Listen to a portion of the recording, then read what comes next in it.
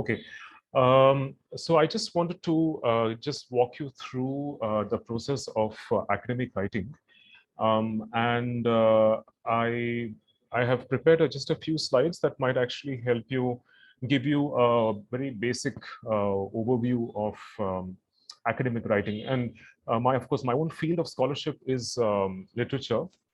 So, I mean, if you're a social science student or somebody who wants to work on a social science project or any other discipline, then I think you would have slightly different ways of going about it, different methods, different ways of approaching the question, different styles of writing. But I still feel that this is going to be relevant to everyone, irrespective of your discipline, because these are just very general kind of it's a very general overview of how one does or how one writes an academic paper or a book. Let me just quickly go over the slides, and then what I will do is I will just go over a particular essay that I particularly liked, just to give you a sense of how academic writing, how arguments and ideas are conceptualized and made in the process of of an essay, writing an essay. So the first question, of course, to think about is your readership, your readers. So what would they understand? What would they understand better by looking at your project? And so even if you don't know your immediate readership, you will get at least a vague sense of who your readers might be, depending, of course, on the kinds of questions that you're interested in and the place where you would like to publish your work.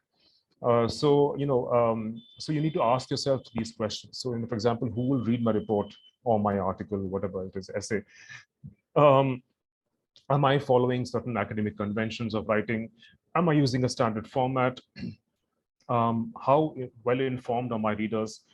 How much, or how little do readers know about my topic? Of course, this again is determined by the journal where you choose to publish, especially if it's going to be a peer-reviewed journal reviewed by established academics and critics in that particular field. Then I think you can expect a more informed readership.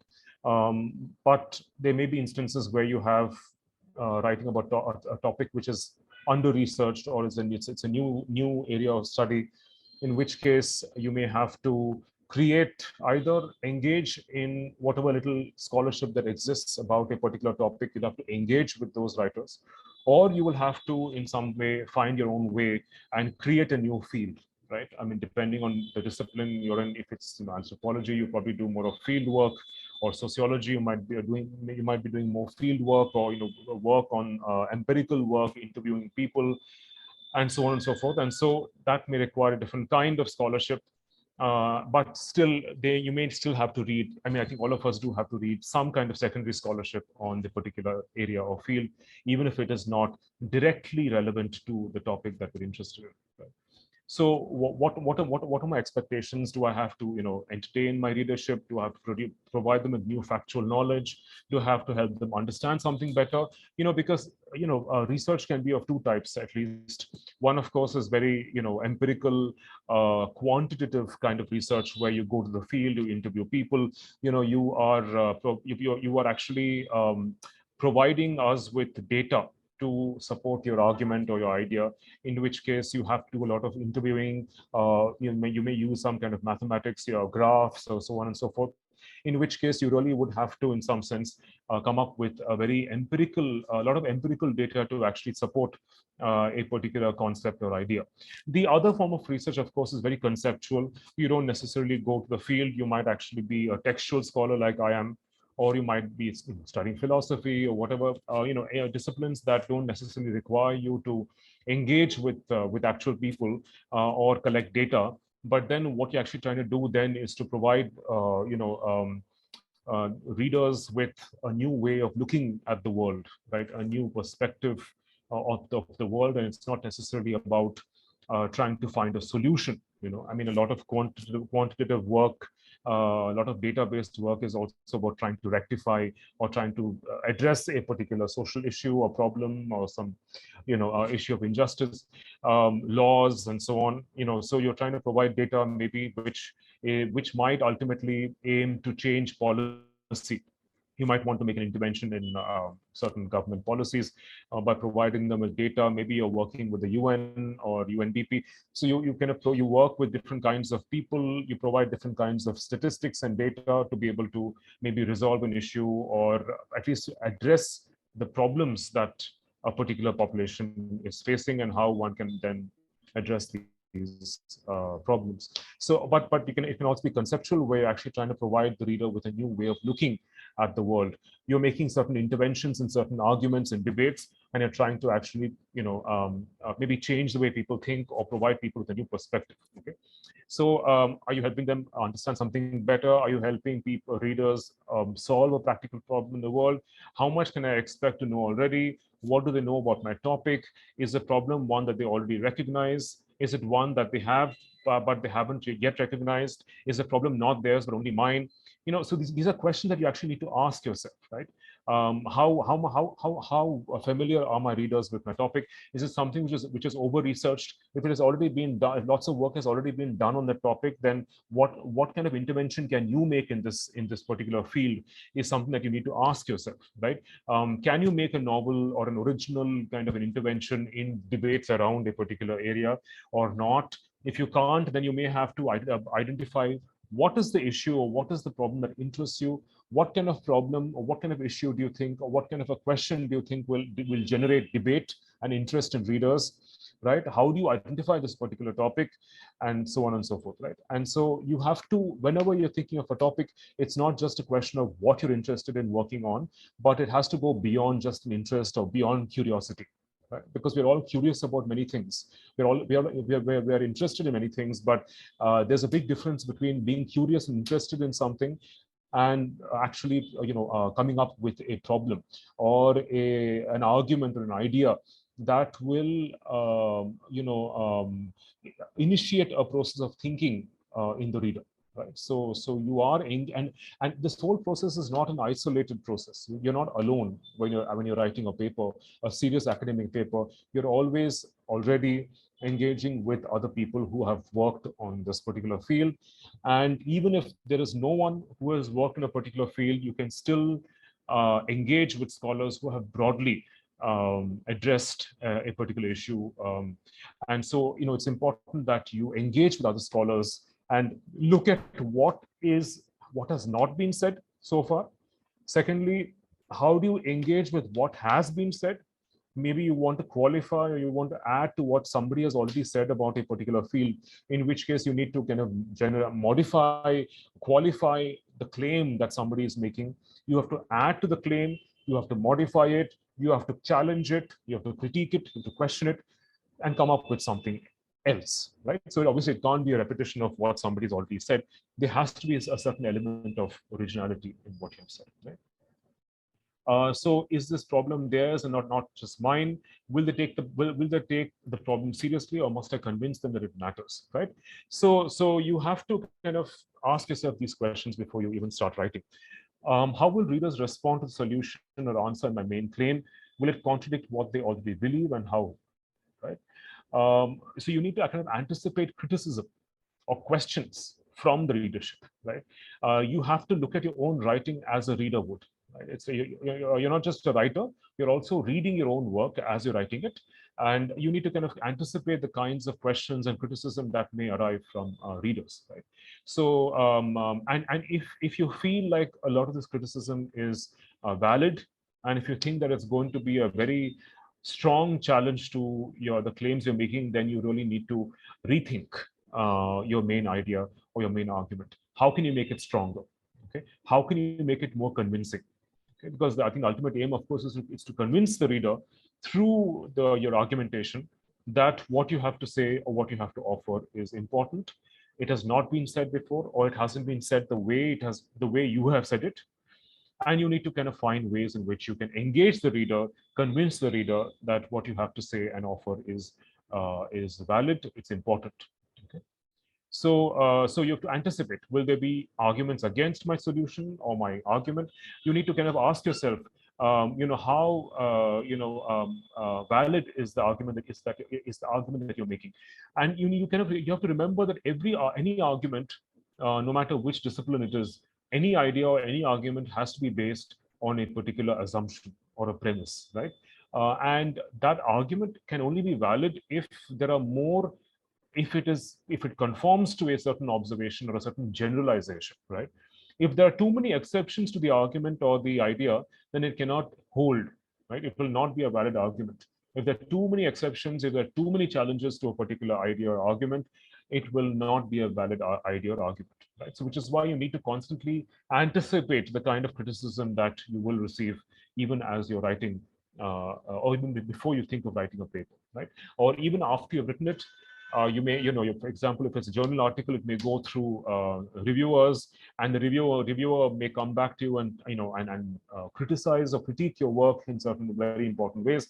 If you think that the criticism is valid, then you need to find ways of answering this criticism by modifying the claims that you have made and modifying the supporting claims, right? Because you'll have one main claim and you'll have many sub arguments, sub ideas to support the claim, right? So you need to then rethink, are your supporting claims, are they valid? What kind of data do you have?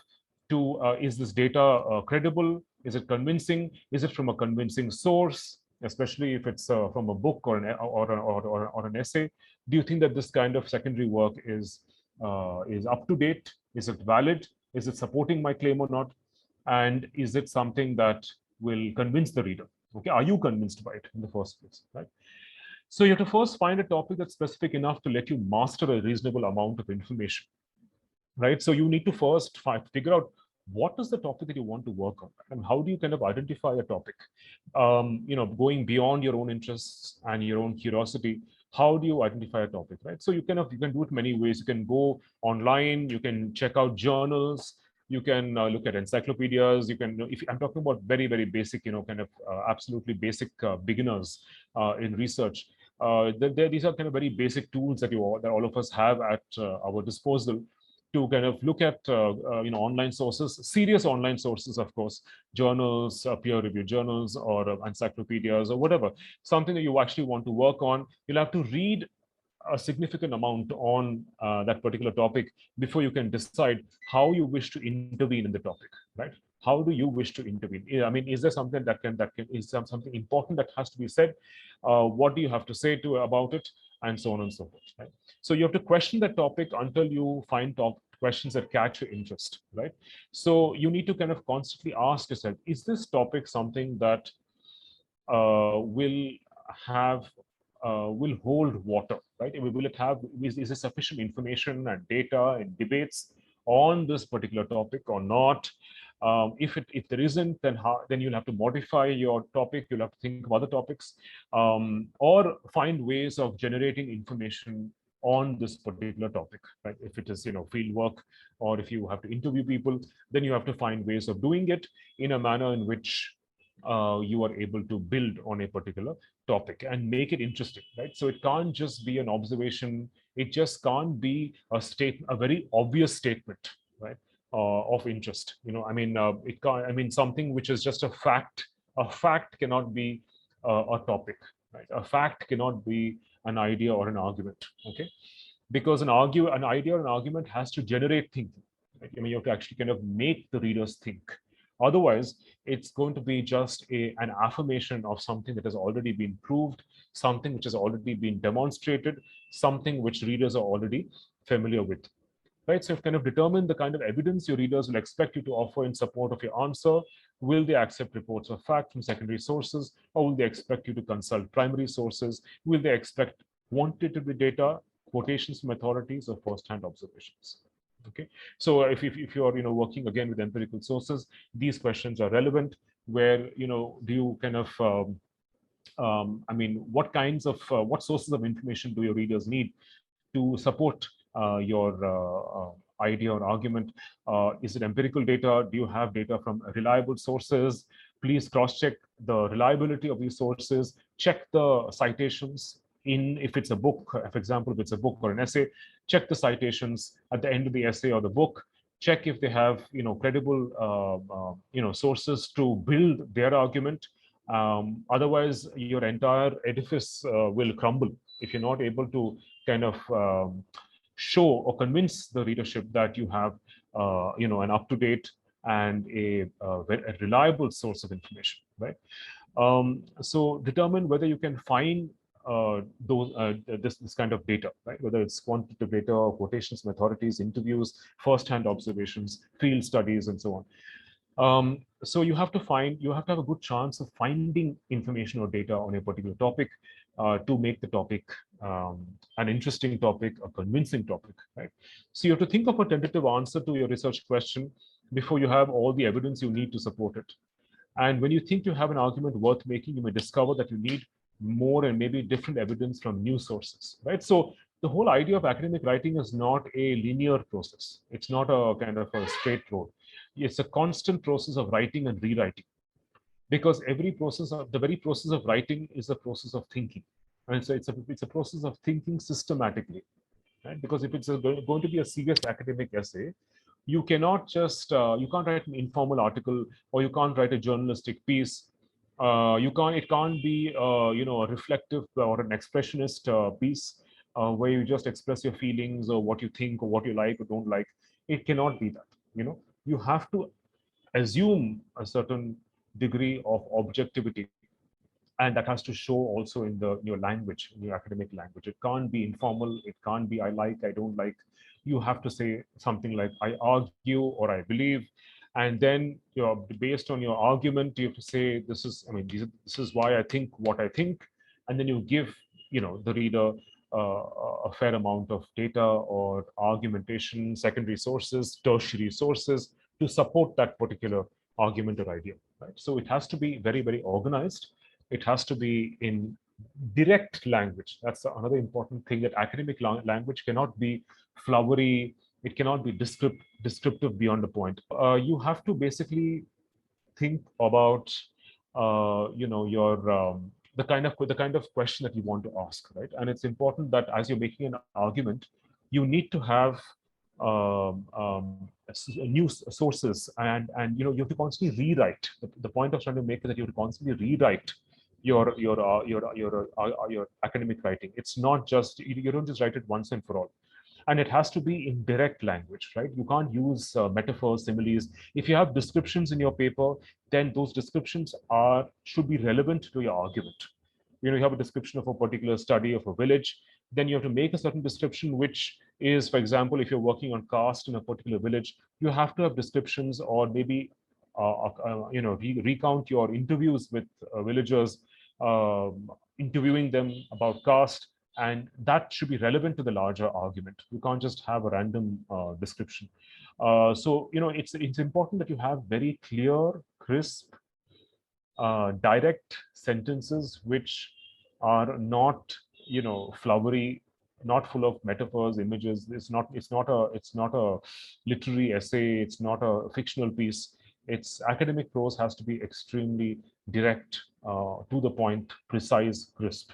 Okay.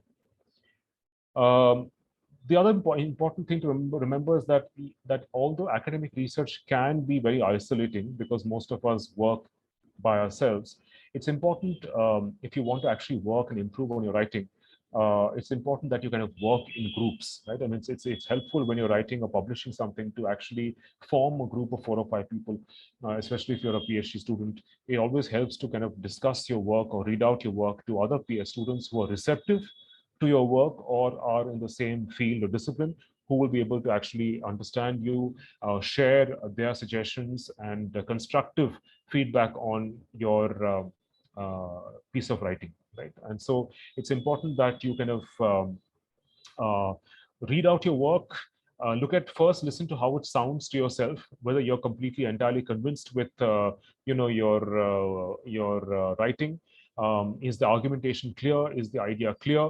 And then you also need to think about your what do others think about your particular writing, right? And so I think that's very important.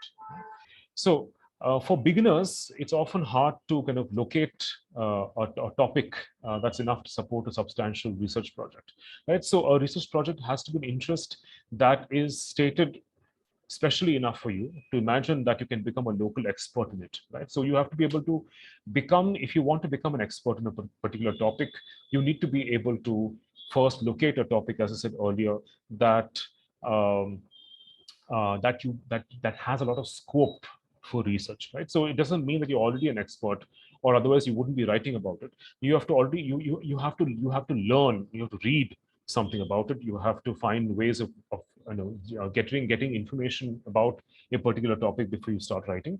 You have to you can start by listing as many interests that you want, that you'd like to explore. And you should also not stop yourself from thinking about what might interest a teacher or make him or her think that you're a serious student. You have to you have to kind of let your ideas let your ideas flow, right?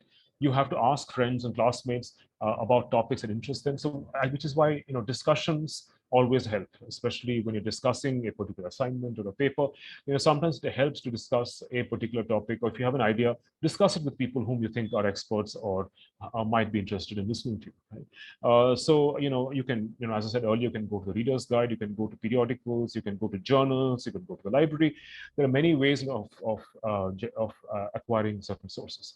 If you're an advanced student, then of course focus more on what interests you, and remember that you must eventually show why it also interests other people, right? So you have to constantly ask yourself, so what? Right? So you kind of come up with an idea or an argument. You have to first ask yourself, so what? Why is this important? Why does this interest me? And why should it matter to others? Okay. And this is not a question that can easily be answered. Sometimes it's a little hard to answer this question, but you have to find ways of convincing people, and you may not be able to convince everyone, but you still need to be convinced that what you have to say about a particular topic or an idea is important and it's relevant, relevant to others, other readers, relevant to other fields of study. Maybe what you have to say has important implications for other areas, similar related areas of study and research. So you need to ask yourself, so what, right? So you have to kind of look at journal articles, for example, are a good place to find, sources of information. You can look at articles that have been written, read a lot of academic prose and journals, because I think that will really help you get a hang of the protocols, the style in which you do academic writing. Okay, so you need to kind of look at other journal articles, serious journal articles, maybe on a related field, that will be helpful in trying to understand what are some of the most important issues that are being discussed today. What are the issues that interest me? What kinds of issues can generate debate and have implications for other future scholars in a similar field of study? And why does it matter to me? And why would it matter to other people? Right? So you have to kind of ask yourself these questions as you write it. Okay. So a history of your topic, how does it fit into a large developmental context? How did your topic or why did your topic come into being? What is the internal history? So for example, they might be writing about a particular topic that has a particular history, maybe let's say within the field of biology or a certain field of scientific innovation. Maybe you're looking at a new technological innovation that is based on, of course, earlier innovations, maybe the modification or the modification of a particular product, and so what is the history of that particular product? How was that product used by people and by the masses, the consumers at large? How has it changed now in this particular moment in history? Why is this particular product important? Or let's say it's a discovery, a scientific discovery or a biological or a chemical discovery, whatever it is. What kind of intervention can you make in that particular field? What do other scholars have to say about this? What do you have to say in response to them? What is the internal history? What are the debates that this particular topic has generated so far? How are you modifying? How are you addressing? How are you engaging with these debates about a particular product or idea? What's the history of that particular idea? You have to ask yourself that question, right? And you have to be familiar with this history, right? And then how does the topic fit into the context of a larger structure or a larger system? How do these parts fit together as a system? How can your topic be grouped into kinds? So, these are questions that you will think about as you're writing, right? Because you will always be engaging with other scholars, right?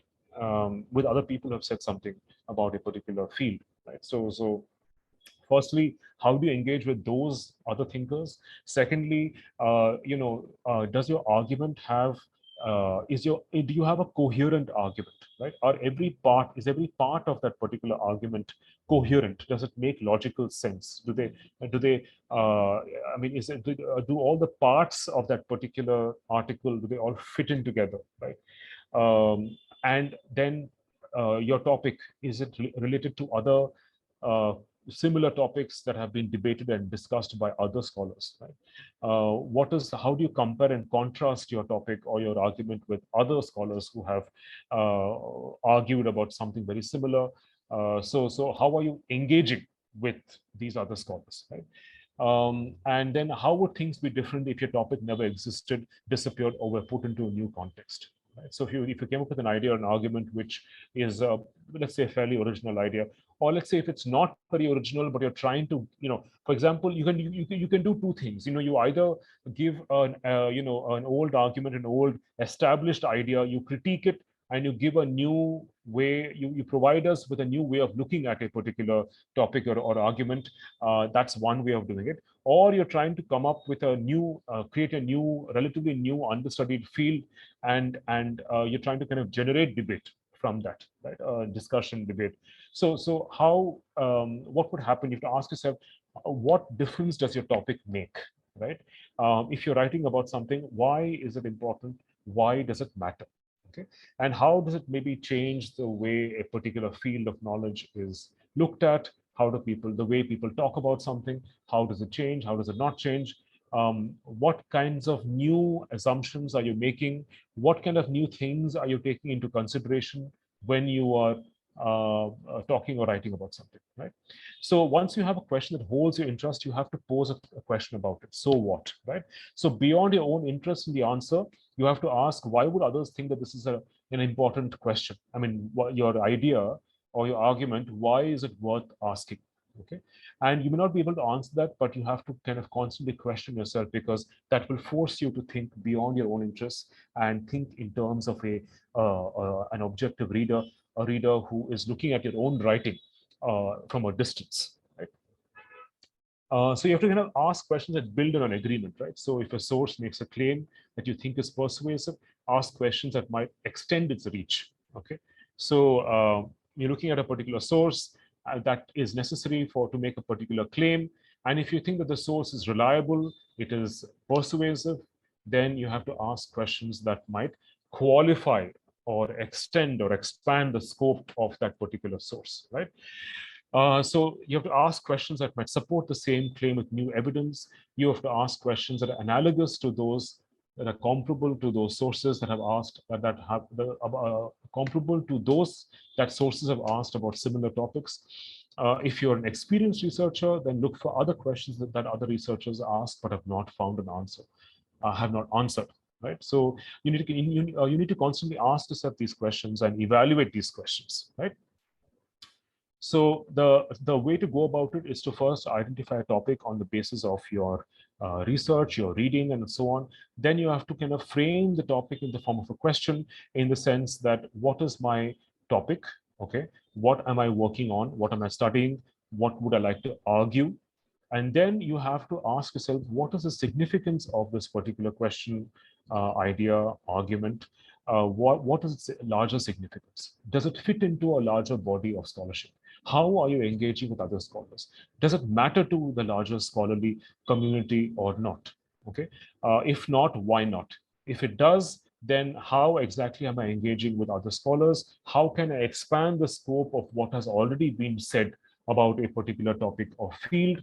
How can I qualify somebody else's claims? How can I challenge them? How can I critique them? How can I demolish somebody else's arguments? But for doing all this, you need to have evidence. You need to have solid, credible, convincing evidence, either in the form of data or in the form of secondary sources or textual evidence. If you're a textual scholar, you have to ask yourself, and you have to make. So the point is, you have to make an argument which is neither too narrow nor too wide. Right? It can't be so vague that is just some kind of a statement which is applicable to anything and everything.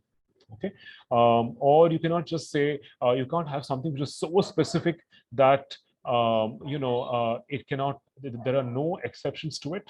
There is no way in which you can question it. It is just an obvious statement of a particular fact, or it is just something which is so narrow that there is no scope to question or to kind of rewrite. I mean, there's no scope for evolving that particular thought process, right? So you need to kind of find something which is wide enough, which is applicable enough to a certain let's say not applicable, but yeah, applicable or relevant to a certain number of areas of research.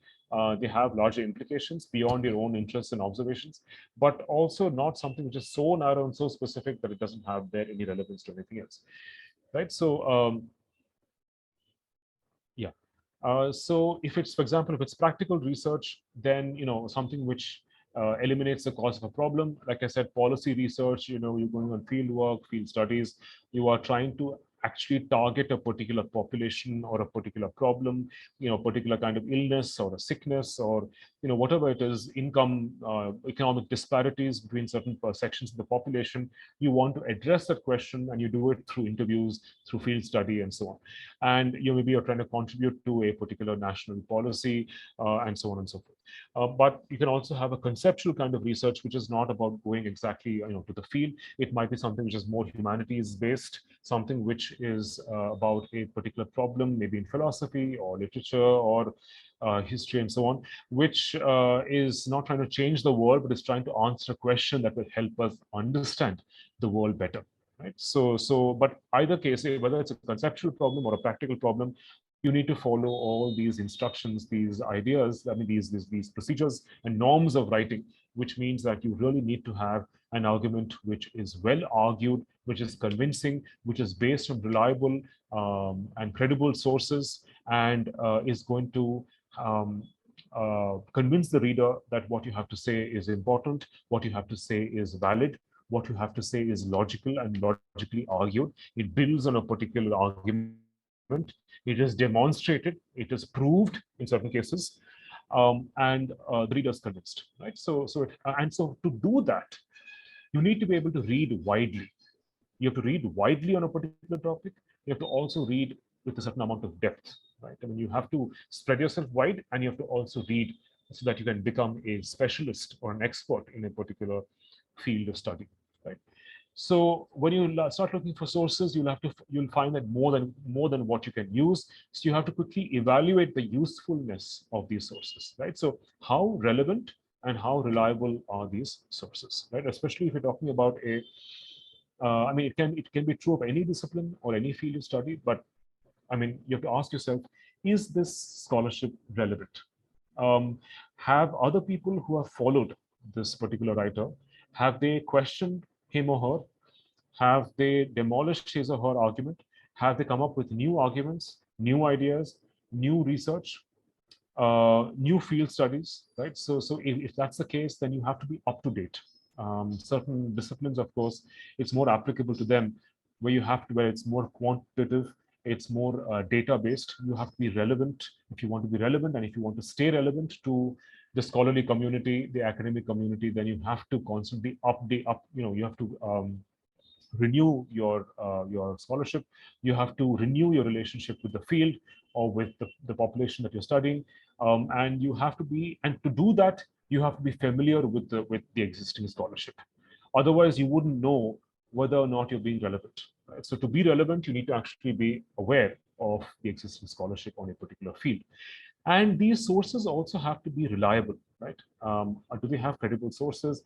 Are these sources using sources that are peer reviewed? They are from established publishers. They are not. It's not fake information. It's not prejudiced information. prejudiced, ideologically prejudiced, politically prejudiced, and socially prejudiced, racist, so on and so forth. You have to find on information, data, secondary sources that are ethical, that are reliable, and that are also relevant to your particular argument, and also to the historical moment at which you are writing a particular piece. Sometimes certain pieces, certain forms of scholarship are very historically sensitive. They're responding to a particular historical event, in which case you have to be all the more responsible as academics and as writers to come up with sources that are relevant, reliable, and ethical, right? So you have to kind of look at, for example, the accuracy of a claim. Readers have to look at the significance of a claim. You have to find out if this claim is a valid claim. It's difficult to quantify significance or the importance of a particular argument. But if the readers accept a claim, how will other beliefs change, right? So in what ways does the claim that you have to make change the ways in which we think and think about the world, right? How does it change the way in which we change our most deep set beliefs? Sometimes writing can be so powerful and so important, and it comes at just that historically appropriate right moment when that demands a particular response from people and writers, a certain challenge to a specific problem, and then it suddenly changes the way we think about the world. We think about a particular social issue or a philosophical issue and so on, right? So certain forms of research, of course, are very groundbreaking because they change the way we think about a particular field or a particular discipline. It changes the way we think and becomes very foundational in that sense. Okay, but to write something foundational or something groundbreaking or pathbreaking, you need to be aware of what has already been produced in that particular discipline or field of study. Otherwise, you will not be relevant. You will not be able to have a conversation. The point is, when you're writing an academic article, you have to have a conversation with the reader, right? You're having a conversation with an invisible reader who has to be convinced of the validity of your claims. Right? You just can't be randomly talking to yourself. You have to always be aware of a readership. Okay, and so yeah, so that's this point. Then you have to also think about many other questions. For example, like, or do you think that there's a problem? Firstly, what the problem that you've come up with, the issue or the argument. Do you think that it is an important issue? What are the costs and consequences of raising a particular issue in a particular situation? How have you defined the problem, and why have you defined the problem as you have? Is it conceptual or is it pragmatic or practical? The Perhaps the problem that is involved is not the issue that you raised, but another one. So you have to constantly question the way you have framed a particular question or an argument or an idea, because a lot of what you have to say depends on your readership, on the existing scholarship in a particular field, and the methods that you employ to generate information and ideas, right? So you have to think about all these things, and that all these factors will actually change or modify or define the way you pose a particular question or a particular problem. So you have to constantly, which is why I say academic writing is a constant process of thinking and rethinking and revising and so on and so forth. So again, think of exceptions and limitations to your claim. Is your claim over determined? Are you is there only one factor that you think influences the way you think or what you've written, or do you have many other factors that are also equally important in a particular observation or a particular argument? Okay. So if there are too many exceptions to a particular claim or an argument, then you have to rethink your claim. You have to modify your claim. You have to either dismiss or dispose of the claim, or you have to rethink or reword your claim. You have to qualify it and so on. So alternative lines of argument that's important in your field, alternative conclusions that readers want to be true, alternative evidence that readers know, important counter examples that you have to explain away. Right? So you have all these different, you have to think of alternative lines of argument. For example, if your argument is too weak, then you have to change or modify the argument in a way that's important and relevant to your particular field. You have to arrive at other conclusions that the reader wants to be true, because by the way you have argued, the way you've observed something and argued something, the implications of that particular argument or observation has to be true, right? The way you have argued it, it can't then be false, right? So there has to be certain logic in the way you kind of argue something, right? Then you have to have alternative evidence that readers know, or you need to have counterexamples that you have to explain away. So if you have exceptions to your argument, you have to find ways of explaining why those exceptions happen, what is the reason for these exceptions, why are there exceptions. But you should, again, as I said, you shouldn't have so many exceptions that your argument is no longer a generalization, right? Because any argument that you make is based on a set of observations that you have made over a certain period of time, taking into account many variable factors, right? So you may have many changes in the conditions of a particular study, but irrespective of those changes, whether they are physical changes or their social conditions have changed or historical conditions have changed and so on, you need to be able to make a certain argument which will be valid, right, for some time to come, until of course then it is questioned and challenged, and then that challenge to your argument also has to be equally valid, right? So you need to be able to arrive at an argument which, with sufficient evidence, credible evidence, to prove that what you're saying is right and what you're saying is true within a particular historical and spatial context, and that even if there are exceptions to this, you will convince the reader that under these conditions, what I have to say is true. If these conditions were to change, then what I have to say will also change. So it's possible that what you have to say is not a universally valid statement, but it is valid under certain conditions, right? Under certain social, economic, political conditions, and so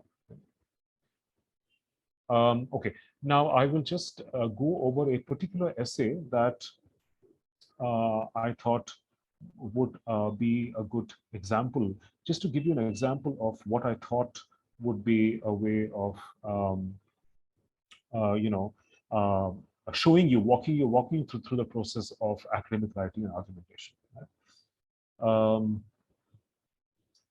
Okay, this is just a longish essay. I won't go through the entire essay, but I'm just going to go through a few bold sections of the essay, which I think might be useful. So it's called From Progress to Catastrophe by Perry Anderson, and it's on the historical novel, right? And it was a very interesting essay, but of course there are lots of questions and a lot of, one can debate this essay, but nonetheless, it makes certain very interesting observations. And I wanted to observe the way in which Anderson has argued this particular question of the historical novel. He's talking about the evolution and of the historical novel, and how the historical novel has changed at a particular moment in history. I mean, the way the historical novel was once a very popular form, and now it no longer is as popular as it used to be. And he states certain reasons for it. So if you look at just the bold sections, right? So he begins by, of course, engaging with one of the most important Marxist literary critics, George Lukács, on the historical novel, which was written when he was in exile in the 1930s. And if you look at, for example, I've just marked, for example, I've tracked the changes or the shifts in argument, right? So I've begun with an observation that he makes, where he says, any reflection on the strange career of this form, the form being the historical novel, has to begin there. Begin there as in begin with Lukács' The Historical Novel, right? And however far it may then wander from him, right? So even if we begin with Lukács' historical novel, he is important irrespective of the fact that many other scholars may have moved away from Lukács' understanding of the historical novel. There might be certain exceptions to it, but it is still important. So now the job of the writer is to convince you why Lukács is still relevant. Okay, why is it still relevant, even if some people may have wandered away from him? Okay, so built around the work of the British historical novelist, the Walter Scott, Lukács' theory makes 5 principal claims. Okay, so what are the 5 principal claims that Lukács is making about the historical novel? The classical form of the historical novel is an epic depicting a transformation of popular life through a set of representative human types whose lives are reshaped by sweeping social forces. Okay, so he's listing the 5 principal claims of the form. One, of course, is the most important one being that you have to have certain representative human types, right? So you're not talking about actual human beings or people with all their idiosyncrasies and their differences, but you're talking about types. And types basically are generalizations, right? You kind of appropriate or you extrapolate certain traits that you notice across people of a particular historical age. You put them together into a composite whole and you make that into a type. And these human types represent a particular historical age. Okay, so whose lives are reshaped by sweeping social forces. Famous historical figures will feature among the dramatis personae, but their roles in the tale will be oblique or marginal. Narratives will center instead on middling characters of no great distinction, whose function is to offer an individual focus for the dramatic collision of opposing extremes between whom they stand or more often waver, right? So this is a very important sentence where he says that it's important for a historical novel to focus not on major historical figures, but on minor characters, right? Characters, especially who are marginalized, characters who do not belong to the royalty, for example, are not part of the aristocracy, but it's the middling, the small characters, the marginal characters from whose perspective the novel is narrated. Right? So it's important to bring a contrast and an opposition between these middling characters and the main character. And the middling characters often move away from the main characters. There's a certain conflict between the two. So what Scott's novels then stage is a tragic contest between declining and ascending forms of social life, in a vision of the past that honors the losers but upholds the historical necessity of the winners. Right. So you have to. It's a tragic contest where somebody dies towards the end. So you need to have a conflict or a contest between these two characters, which basically is basically what it does is this conflict is a marker, an index of shifting historical and social change, right? I mean, it was a historical change in social life, declining and ascending forms of social life, right? So the classical historical novel inaugurated by Waverley is an affirmation of human progress, right? So the other important thing is that the historical novel for Lukács has to be an affirmation of human progress.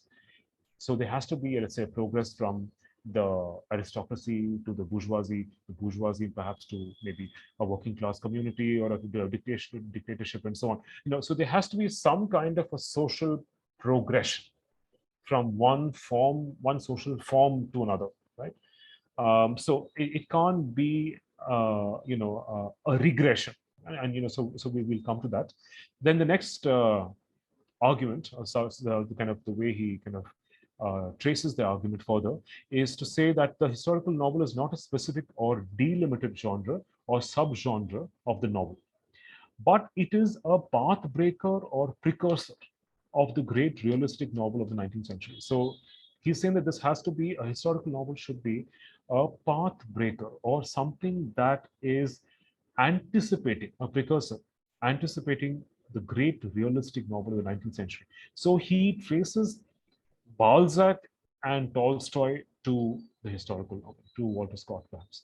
So Balzac, for example, adopts Scott's techniques and vision of the world to the present instead of the past. Right? So he's looking, the realist novel looks at the present, not at the past, but they use the same techniques in the vision of the world about social progress, change, and so on, social ascension and decline, to talk about the present, right?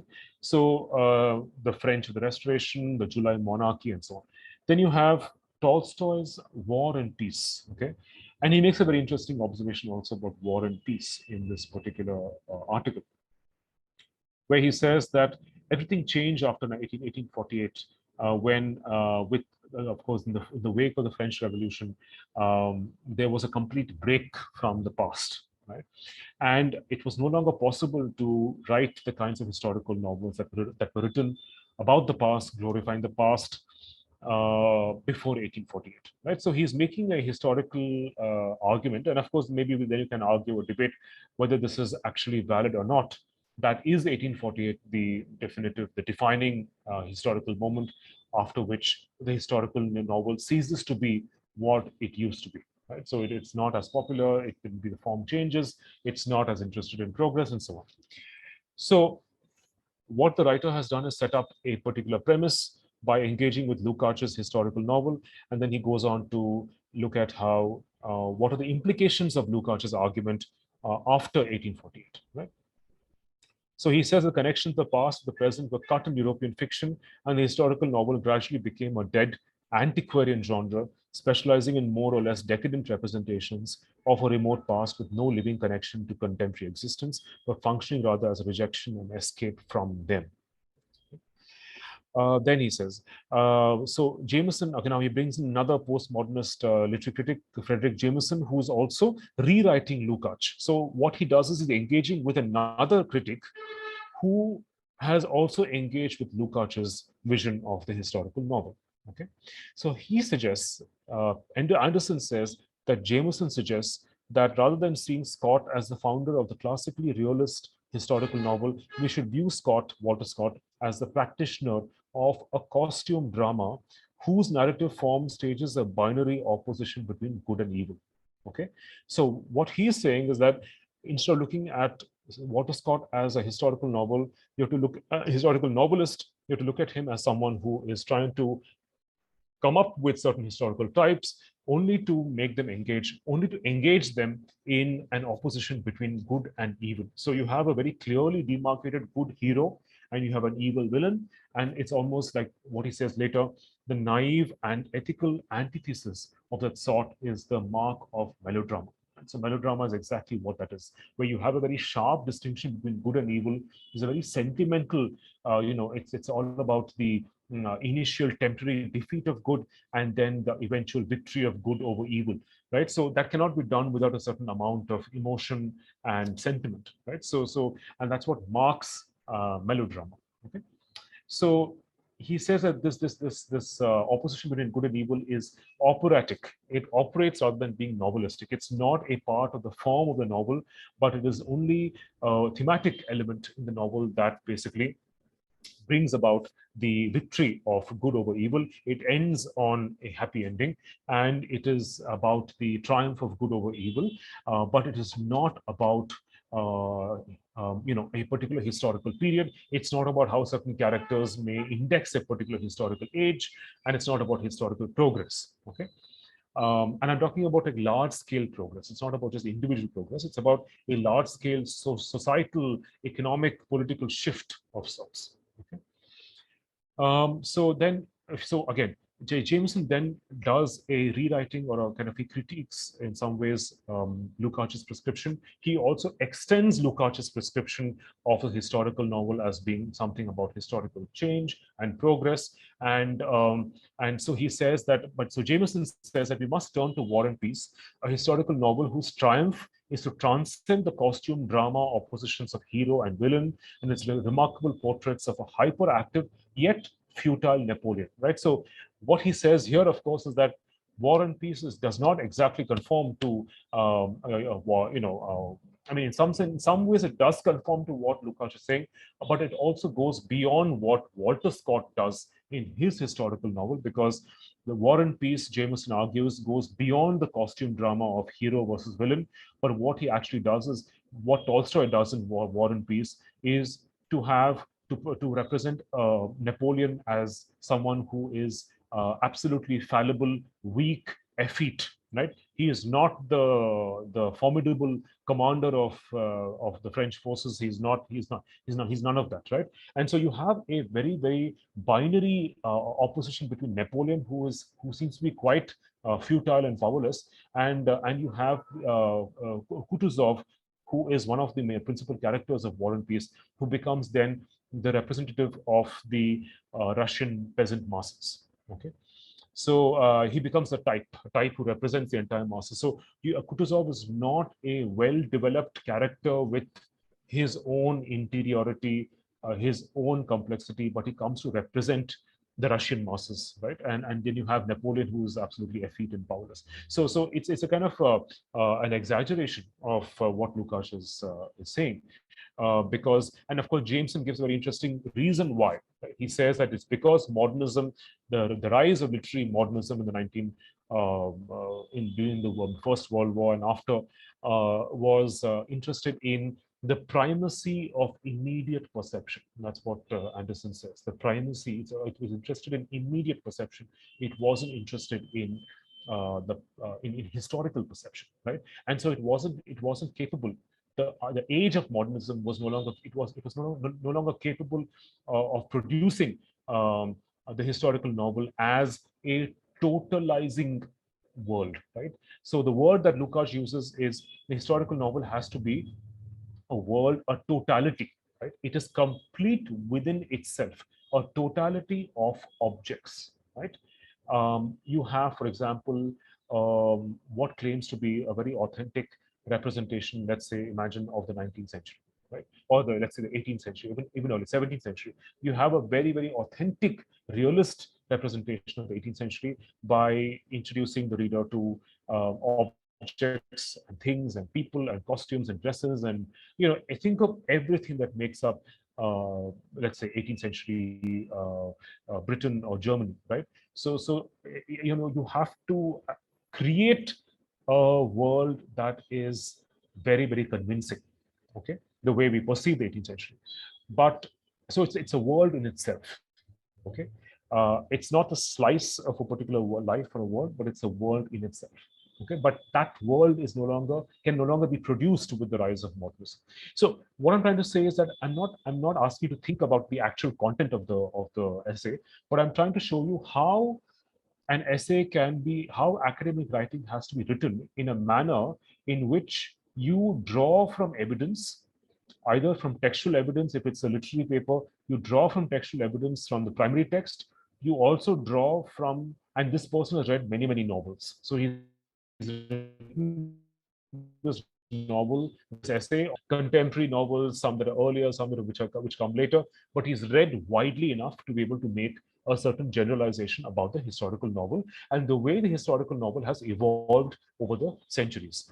But he's also trying to draw from or engage with other literary critics who have also worked either on Lukács or on the historical novel. He's engaging in a dialogue with them. He's arguing and debating with them. He's also exploring the implications of what Jameson has said, because there are certain things that Jameson himself has not explored, the implications of what he said.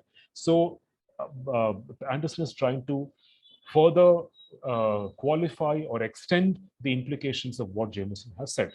So he's engaging with Jameson, he's engaging with Lukács, he's engaging with Jameson, engaging with Lukács, and then he's building on a particular argument to tell you that the historical novel changed after 1848, okay, for certain historical reasons. So this is what I wanted to, I will not go through the rest of the essay. This is just to give you an example of how academic writing works. How does one, because it's a very, very analytical process, which requires constant reading, rewriting, reading further qualifying your claims, incorporating the suggestions and criticisms of reviewers and readers, and then revising what you have said. So it's a very revisionary process of thinking and writing. Okay, so I think I will end with that. I just wanted to add one more thing, that regarding citations and sources, please look online. There are lots of, you can look at MRA, you can look at Chicago, you can look at APA. Please find out if it's a journal article, especially what kinds of citational styles they prefer. And please stick to that citation style. You can go to Purdue, or you can go to any of these online websites. You can check out MLA or Chicago, which are generally the two predominant styles which are used for citing authors, chapters, interviews, films, oral interviews, whatever. You have formats for each and everything. Please follow the citational style given, prescribed by a particular journal or a particular publisher. Please stick to those styles. Do not plagiarize. That goes without saying that plagiarism is a strict no-no.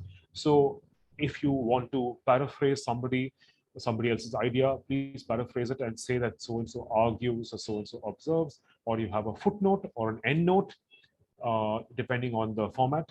And you need to also have, you need to have a very good bibliography or references where you have all the details mentioned, whether it's the author's name, the name of the publisher, the place of publication, the year of publication, the page number, and so on. Right. So please be very, very professional and ethical in this aspect, that you should completely refrain from plagiarizing. So quote people where necessary and where relevant. If you're paraphrasing, then paraphrase and say that so-and-so says this is not my idea. Please do not acknowledge the fact that something is not your work and something is not your idea. So please avoid plagiarism, and please stick to the standard international citational style and format. Thank you so much. That was really, really helpful. I can actually say when I was in my master's, no one would actually, tell us how to write a research paper and how to be careful with plagiarism and citation. So this has been extremely helpful for our interns. And thank you so much for coming, and thank you so much for accepting our request. And we look forward for more collaborations with you in future. Thank you so much, Dr. Kiran. Thank you.